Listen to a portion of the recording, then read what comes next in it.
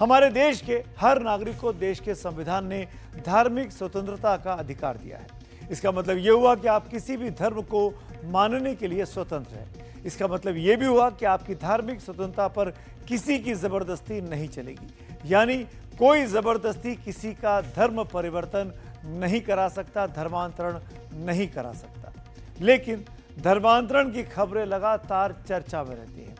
जो खबरें आज सामने आ रही हैं वो हैरान कर देने वाली हैं। जो घटनाएं सामने आ रही हैं वो किसी गुफा की तरह है। ये धर्मांतरण की गुफा है। इंसान की आस्था, उसका चरित्र और उसका नाम बदल देती है। जिन लोगों के बयान सामने आ रहे हैं वो पीड़ित भी हैं, आरोपी भी हैं। कई मामलों में वो पीड़ित और आरोपी दोनों हैं। वो बाकायदा नाम के साथ अब सामने आए हैं। खुद बता रहे हैं कि पहले मेरा नाम कुछ और था और आज धर्मांतरण के बाद कुछ और नाम हो गया है और अब वो वापस पुराने नाम को अपनाना चाहते हैं। मिसाल के तौर पर महेंद्र पाल ने खुद को अब्दुल रहमान बना लिया। जी हाँ, महेंद्र पाल ने खुद को अब्दुल रहमान बनाया। पीयूष बाद में मोहम्मद अली बन गया और दोबारा अब वो पीयूष बनना चाहता है। इसी तरीके से कृष्णा आयशा बन गई और शेखर हसन बन गया। मनोज मुस्तफ़ा बन गया। कई इस तरह की कहानियां अब सामने आ रही हैं। लेकिन आज हम आपको ऐसी 3 कहानियां चुनकर लेकर आए हैं जो आपको दिखाएंगे, जिससे पुख्ता जानकारी जो बिल्कुल हमारे पास है कि क्यों इनका धर्म परिवर्तन हुआ या धर्मांतरण हुआ और अब ये वापस क्यों अपने मूल धर्म में लौटना चाहते हैं। हम आपको उन्हीं घटनाओं के बारे में आज विस्तार से बताने वाले हैं जिनके बारे में हमारे पास बिल्कुल पुख्ता और पक्की खबर है। सबसे पहले बात करते हैं पीयूष की खबर से, जो आज खुद बताएगा। जी हाँ, पीयूष का ये बयान आप देखेंगे तो आप चौंक जाएंगे। पीयूष आज खुद बताएगा कि कैसे वो मोहम्मद अली बन गया, क्या परिस्थिति थी, क्या हालात थे और क्या तरीका उसने अपनाया था।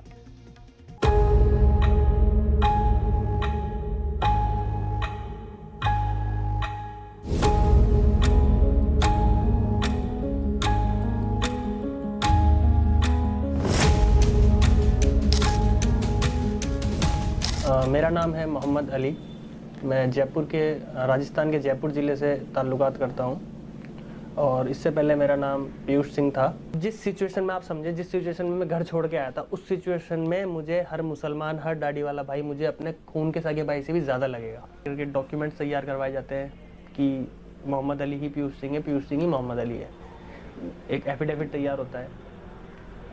उस कोर्ट का नाम था, आई थिंक याद नहीं है मुझे, से सुल्तानपुर पुलिस स्टेशन की बात है, बस ये याद है। डॉक्यूमेंट्स मेरे तैयार करवाए गए, मुझे जयपुर के लिए रवाना किया गया 20 मई 2019 को। जयपुर के लिए 63 दिन टोटल हो चुके थे। 20 मई 2019 को मुझे रवाना किया गया जयपुर के लिए। उस दिन भी मेरा रोज़ा 27 रमजान, मेरा वही लास्ट रमजान था बस। आगरा धर्मांतरण केस में गिरफ्तार मोहम्मद अली उर्फ पीयूष सिंह की पूरी कहानी उसी की जुबानी सुनने से पहले आपको याद दिला दे, हमने आपको दिखाया था कि कैसे मोहम्मद अली फिर से पीयूष बनना चाहता है। माँ के गले लगकर रोना चाहता हूँ, अपने माता पिता से गलती की माफी मांगना चाहता हूँ। लेकिन सवाल उठता है कि अब माँ से लिपटकर वापस हिंदू बनने के लिए तड़प रहा मोहम्मद अली क्यों बना और कैसे बना? ये पूरी कहानी शुरू होती है साल 2017 में। इस्लाम में मेरी एंट्री किस तरह से, उसके बारे में आपको थोड़ा बताता हूँ। ये बात है जी सन 2017 की, मार्च के महीने 2017 में मेरी ग्रेजुएशन का लास्ट ईयर चल रहा था। तो उस दौरान मेरे कुछ आसपास के पड़ोस के साथी थे जो एक्चुअली मेरा सर शुरू से ही इस बार इस्लाम के स्टडीज़ के बारे में बहुत रुझान था। जैसे जो भी इस्लामिक स्टडीज़ हो गई या क्रिश्चियनिटी के ऊपर स्टडीज़ हो गई। मैं 6 महीने तक सर मैंने क्रिश्चियनिटी के बारे में भी स्टडी की है। 6 महीने तक मैं रेगुलर चर्च भी गया हूँ। मैंने उनको पूरा उनका मसलक, उनका धर्म, सब चीज़ देखी है। काफ़ी चीज़ें मैंने देखी, लेकिन आखिरी जो मेरा कंक्लूज़न निकला वो यही निकला कि अगर इंसान को इस दुनिया और आखिरत में कोई मुकाम हासिल हो सकता है तो सिर्फ़ और सिर्फ अल्लाह तबारक व तआला की कृपा और आशीर्वाद से ही हो सकता है। इसमें कोई दो राय नहीं है। और इस्लामी एक वाहिद रास्ता है जो आपको जन्नत की तरफ ले जा सकता है। वापस हिंदू बनने को तैयार जयपुर के रहने वाले पीयूष के दिमाग में आज से 8 साल पहले ये बात घर कर गई थी कि अब इस्लाम ही उसका आखिरी रास्ता है। इसके साथ ही उसने मस्जिदों में आना जाना शुरू कर दिया। मस्जिद की तरफ रुख किया अपना। मैंने मस्जिद में जाके देखा कि यार किस तरह से प्रेयर की जाती है इस्लाम में, किस तरह से नमाज अदा की जाती है। शुरुआत में मेरी प्रेयर ऐसे हुआ करती थी कि जब सब लोग रुकू में होते थे तो मैं खड़ा हुआ होता था, जब सब सजदे में होते थे तो मैं रुकू में होता था। काफ़ी प्रॉब्लम फेस करनी होती थी, लेकिन धीरे धीरे अल्लाह के फजल से ये चीज़ मैंने सीखी। अब हुआ यूँ कि बोलना तो नहीं चाहिए, लेकिन मैं फिर भी आपको बताता हूँ। हमारी ही एरिया के कुछ मुस्लिम समुदाय के लोगों ने, जहाँ पे मैं नमाज अदा करने जाता था धीरे धीरे, उन लोगों ने ही मेरी फैमिली को कंप्लेंट करना शुरू किया कि आपका लड़का हमारी मस्जिद में नमाज़ पढ़ता है। अब मेरे जो पिताजी हैं, फादर है, वो मीडिया पर्सन है, मीडिया से रिलेटेड पर्सन है। हमारी फैमिली की उस एरिया में काफ़ी अच्छी रेपुटेशन है। तो उन्होंने कहा कि अनूप जी, आपका लड़का फ़लाँ मस्जिद में, हमारे नज़दीक में एक मक्का मस्जिद है, वहाँ पे उन्होंने कहा कि आपका लड़का मक्का मस्जिद में नमाज़ पढ़ता है। तो मेरे जाहिर सी बात है, किसी भी बाप का अगर बेटा दूसरे मसलक को चीज़ फॉलो करेगा तो उन्हें गुस्सा आना लाजमी है। एक दिन मस्जिद में पीयूष की मुलाकात तबलीगी जमात के लोगों से हुई और उसने जमात के लोगों को अपने मन की बात बता दी। तारीख थी 20 मार्च 2019। 20 मार्च 2019 को जुम्मे की नमाज के वक्त बाद में मैं जब घर वापस आया तो मेरे फ़ोन में ऑलरेडी फैमिली की इतनी सारी मिस कॉल्स थी। मैं थोड़ा बहुत समझ गया था कि घर पे कुछ ना कुछ आज मैटर होने वाला है। मैं घर पहुंचा तो मेरे फादर ने मुझे ये कहा कि आप कहाँ गए थे। तो मैंने कहा पापा मैं नमाज़ पढ़ने गया था। उन्होंने मुझसे कहा कि आपको मना किया गया था, उसके बावजूद आप मस्जिद गए हैं, तो पहले आप नहा कर आइए। तो मैंने कहा पापा मैं ऑलरेडी नहा के गया था, साफ़ सुथरा हूँ बिल्कुल, क्या प्रॉब्लम है। बोले नहीं, आप मुस्लिमों के मस्जिद में टच होके आए, इसलिए आप नहाना होगा आपको। अब बताएं इस सोच का क्या किया जाए कि एक इंसान दूसरे इंसान के सिर्फ धर्म के नाम पे टच होने से नहाना या फिर नापाक हो गया, वो सिर्फ टच होने से। ये चीज़ मुझ पे ऐसे गई जैसे आप सोच नहीं सकते। इतना बुरा सोच के ऐसा अंदर से हिल जाता है इंसान की, यार आज कोई भी अगर किसी भी मुस्लिम के कोई नॉन मुस्लिम अगर टच हो जाता है तो क्या हमें ये कहा जाएगा कि आप नहा कर आइए? क्यों नहा कर आए भाई? वो इंसान नहीं है क्या? क्या वो बाबा आदम की औलाद नहीं है क्या? क्यों नहा कर आए हम? या कि क्यों हम उसको गलत समझें, क्यों उसे बुरा समझें? मैंने इस चीज़ से जब इनकार किया कि पापा मैं ऑलरेडी साफ़ सुथरा हूँ बिल्कुल, मैं नहा कर ही गया था, तो मैं दोबारा नहाने की कोई ज़रूरत नहीं है। तो देन उसके बाद उन्होंने कहा कि ठीक है, तेरे पास 2 रास्ते हैं, या तो तू अपनी फैमिली, जात बिरादरी, हम माँ बाप भाई बहन को चुन ले, या फिर तू तेरे अल्लाह के रास्ते पे निकल जा। काफ़ी 1 घंटे की जिद बहस के बाद उन्होंने ये चीज़ मुझसे कही। मेरी मम्मी ने जो उनके हाथ में कपड़े लगे वो मेरी डॉक्यूमेंट्स की फ़ाइल और सिर्फ मैंने जो कपड़े पहने थे वो लेकर के मेरे को ये नहीं पता मुझे जाना कहाँ है, मुझे ये नहीं पता कि किस तरीके से मैं मरकज़ तक पहुँचूँगा। जो भी है 4 बजे की ट्रेन थी मेरी पूजा एक्सप्रेस की। सिर्फ मेरे पास कुल 140 रुपये घर छोड़ते वक्त, उम्र 23 साल, रुपये 140 रुपये, और मेरे को ज़िंदगी भर के लिए घर छोड़ना। आप कुछ सोच सकते हैं कि इस उम्र में कितना बड़ा मेंटली प्रेशर आएगा एक इंसान के ऊपर।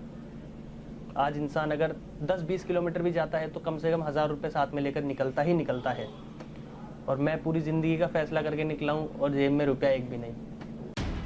जयपुर का रहने वाला पीयूष अभी तक मोहम्मद अली नहीं बना, लेकिन मोहम्मद अली बनना था ये तय कर चुका था। कुछ दोस्तों ने साथ दिया, मदद भी की। पीयूष जयपुर से दिल्ली पहुंच गया। मैं ट्रेन में बैठा सर 4 बजे के समथिंग, और रात को मैं 10 साढ़े 10 बजे उतरा। ना मैंने सुबह से कुछ खाया था, मेरी फैमिली ने मुझे फूड तक ऑफर नहीं किया था। नमाज़ पढ़कर ही मैं खाना खाता था जुम्मे की, ये मेरा रूटीन था हर बार का। उस दिन ना मैंने कुछ खाया था, ना मैंने कुछ पिया था। 140 रुपये में से शायद 110 या 115 रुपये की समथिंग की टिकट आ गई थी। वो टिकट लेकर मैं आ गया, मेरे पास 20-25 रुपये चेंज बचे थे। दिल्ली में मैं आया, पुरानी दिल्ली रेलवे स्टेशन पर मैं उतरा। पुरानी दिल्ली रेलवे स्टेशन उतरने में मुझे बज गए रात के 10:30 से 11:15।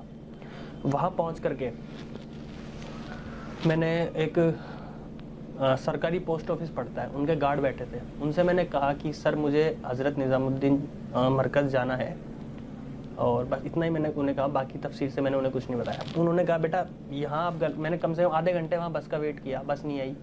उन्होंने कहा बेटा आप यहाँ नहीं, आप लाल किले जाएँ, वहाँ से आपको 407 ST, मुझे बस का नंबर तक याद है आज, 407 ST बस आएगी, वो आपको इंशाल्लाह निज़ामुद्दीन मरकज़ छोड़ देंगी, निज़ामुद्दीन रोड पे। ठीक है जी। मैं वहाँ पहुँचता हूँ। ये वो समय था जब देश में कोरोना ने दस्तक दी थी, लॉकडाउन लगने वाला था। पीयूष को पुरानी दिल्ली रेलवे स्टेशन से निजामुद्दीन मरकज मस्जिद पहुंचना था। स्टेशन पर एक बस मिली, वहां से वो निजामुद्दीन पहुंच गए। मरकज निजामुद्दीन के गेट पे खड़े थे जुबैर भाई। अंडमान निकोबार द्वीप समूह की एक जमात आई हुई थी, उनकी जमात का एक साथी था जुबैर, जो खड़े थे इस्तकबाल के लिए वहाँ पे। उन्होंने कहा कि यार ये लड़का है और इस्लाम कबूल करना चाहता है या करा हुआ है, ऐसे कुछ उन्होंने कहा, किया हुआ है शायद, और ये जमात में शामिल होना चाहता है। तो जुबैर भाई ने कहा भाई एक तो क्या मेरा पहनावा ऐसा था, जीन्स टी शर्ट, और मैंने एक फ्रेंड से उधार मांग के टोपी ले ली थी, तो बस वही थी। और सुबह से निकला हुआ भूखा प्यासा, तो शक्ल सूरत बिल्कुल बदहाल हो चुकी थी। एक मेरे पास में बैग। उन्होंने कहा कि आप कितने वक्त की जमात में आना चाहते हो, तो मेरे पास इस बात का कोई जवाब नहीं। मुझे नहीं पता था कि चिल्ला 4 महीने साल लगता है इसके अंदर। निजामुद्दीन के मरकज मस्जिद में पीयूष ने यही बताया कि वो मुसलमान बनना चाहता है। वहाँ उसके रहने का इंतजाम भी हो गया। लेकिन इसी बीच 22 मार्च 2019 को जनता कर्फ्यू का ऐलान हो गया। डॉक्टरों की कोविड को लेकर अलर्ट हो गई। डॉक्टरों की टीम पड़ताल के लिए जगह जगह पहुंचने लगी। एक टीम निजामुद्दीन के मरकज मस्जिद भी पहुंची, जहां पीयूष ठहरा था। तब पहली बार उसने अपना नाम पीयूष की जगह मोहम्मद अली बताया। 30 मार्च को मरकज निजामुद्दीन के बाद डॉक्टर्स की टीम आती है, कैंप लगाया जाता है बाकायदा, और बसेस की लाइन लगती है, टीटीसी की बसेस की लाइन लगती है कि आपको यहाँ से मतलब अलग अलग क्वारंटाइन सेंटर्स में शिफ्ट किया जाएगा। ठीक है। उस समय मेरे पास में मेरी आईडी थी जो हिंदू नाम से थी, और मैंने अपना नाम मोहम्मद अली बताया था मरकज़ में। इसके लिए मैं आपको पहले ही बता देता हूँ, किसी भी व्यक्तिगत या धार्मिक संगठन का मेरे से कोई ताल्लुक़ नहीं है, कोई कांटेक्ट नहीं है, किसी ने मुझे उकसाया नहीं है इस चीज़ के लिए। ये मेरी personal will pay, personal choice पे किया था मैंने सारा फैसला। किसी ने मुझे इसके लिए कुछ नहीं बोला है। मैंने अपना नाम वहाँ मोहम्मद अली बताया डॉक्टर्स को, मोहम्मद अली। एड्रेस बताया मैंने मेरठ का, और मैंने मेरा फादर्स नेम भी दूसरा बताया। उसके बाद उन्होंने मुझे बस में एंट्री दी और मुझे लेकर गए वो नरेला क्वारंटाइन सेंटर में। क्वारंटीन सेंटर में भेजने के लिए पीयूष उर्फ मोहम्मद अली से कोई डॉक्यूमेंट नहीं मांगा गया। उसे दिल्ली के सुल्तानपुरी में एक क्वारंटीन सेंटर में भेज दिया गया। लगातार 4 बार टेस्ट निगेटिव आने के बाद ज्यादातर लोगों को सेंटर से उनके घर भेजने की प्रक्रिया शुरू हुई। लेकिन इस बार लोगों से उनके डॉक्यूमेंट मांगे गए, और यहीं पर पहली बार प्रशासन की नजरों में सामने आया पीयूष सिंह उर्फ मोहम्मद अली। उन्होंने मेरी फैमिली को कांटेक्ट किया कि आपका लड़का जिसका नाम पीयूष है वो यहाँ सुल्तानपुरी क्वारंटाइन में है। उस दौरान, उससे पहले मेरे फादर मेरी मिसिंग कंप्लेंट, गुमशुदगी की रिपोर्ट सदर थाना जयपुर में लिखवा चुके थे। तो मेरी फैमिली से मेरी बात करवाई गई। उसके बाद मेरी फैमिली ने मुझसे यह कहा कि बेटा 63 या 62-63 दिन हमको हो चुके थे वहाँ पे। मेरी फैमिली ने कहा, मेरे फादर ने, कि तू जिस चीज़ को फॉलो करना चाहता है उसे तू फॉलो कर, हमें कोई तकलीफ़ नहीं है। 27 रमज़ान मेरे वहाँ पे मुकम्मल थे, जेल में रहते हुए, क्वारंटाइन में रहते हुए, हॉस्पिटल में भी रहते हुए, सब चीज़ों में। तो उन्होंने मुझसे कहा कि मैंने उन्हें यही शर्त रखी कि पापा मेरे और कुछ नहीं चाहिए मुझे, 3 तो मेरे रोज़े बाकी है, वो मुझे कंप्लीट कर लेने देना, नमाज की पाबंदी में छोड़ूंगा नहीं, कुछ भी हो जाए जैसे। और अब मैंने सुन्नती लिबास इख्तियार कर लिया है, मेरी दाढ़ी बढ़ चुकी है, सुन्नती लिबास में पहनने लगा हूँ।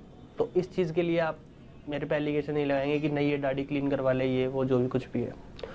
उस टाइम फ़ोन पे उन्होंने मुझे मेरी सारी शर्तें मानी, मतलब किसी तरह से मुझे ट्रस्ट में ले लिया।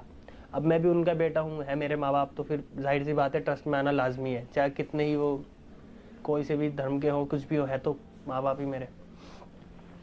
मैंने उन्हें बता दिया ठीक है आप आ जाएं, क्योंकि वहाँ की प्रशासन ने ये कहा था जब तक मोहम्मद अली पीयूष सिंह परमिशन नहीं देगा तब तक इसे इसके पेरेंट्स भी नहीं लेके जा सकते, क्योंकि मामला ही ऐसा पड़ गया था।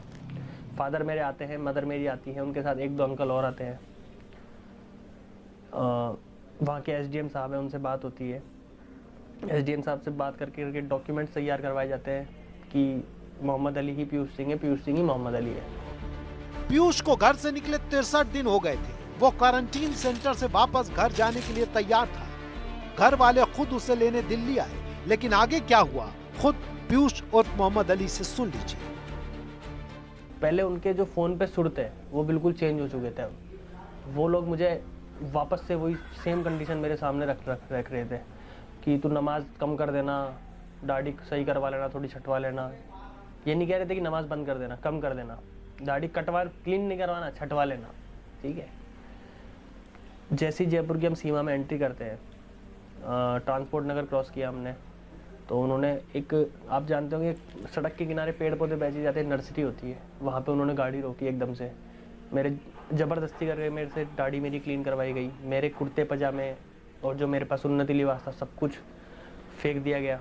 जीन्स टी शर्ट वो घर से लेके आए थे ऑलरेडी, वो मुझे ज़बरदस्ती पहनाई गई। खैर, पीयूष दोबारा अपनी फैमिली के साथ रहने लगा। घर में माँ बाप के अलावा छोटा भाई था, चाचा और चाची थी। पीयूष को पता चला कि उसके घर छोड़ने से परिवार के लोग काफी परेशान थे। अब मुझे पता चला जब मैं जयपुर छोड़ करके चला गया था 20 मार्च को, उसके बाद में मेरे माँ बाप जो है बेहोश हो गए थे, और मेरी मदर के मुंह से झाग निकलने लग गए थे, और मतलब एक कह सकते हैं आपकी, मतलब माँ बाप के प्यार की एक इंतहा तक पहुँच गए थे वो लोग कि यार कैसे तैसे ये बंदा रुक जाए, कैसे तैसे हम इसे अपनी तरफ ही रखें। एक लेवल तक पहुंच गए थे, हॉस्पिटल तक एडमिट करवाना पड़ गया था मेरे पेरेंट्स को, मेरी फैमिली को। इतनी बुरी हालत हो गई थी उनकी, जब उन्हें पता चला कि मैं ये सब चीज़ें फॉलो करके इस रास्ते पे निकल चुका हूँ। जब उस टाइम तो उन्होंने गुस्से मुझे कह दिया कि तू घर छोड़ दे, लेकिन जब मैंने सच में छोड़ दिया और मैं निकल गया, और तब उन्होंने टीवी में देखा कि तबलीगी जमात वालों के साथ ये सब हो रहा है, तो उनसे सहन नहीं हुआ।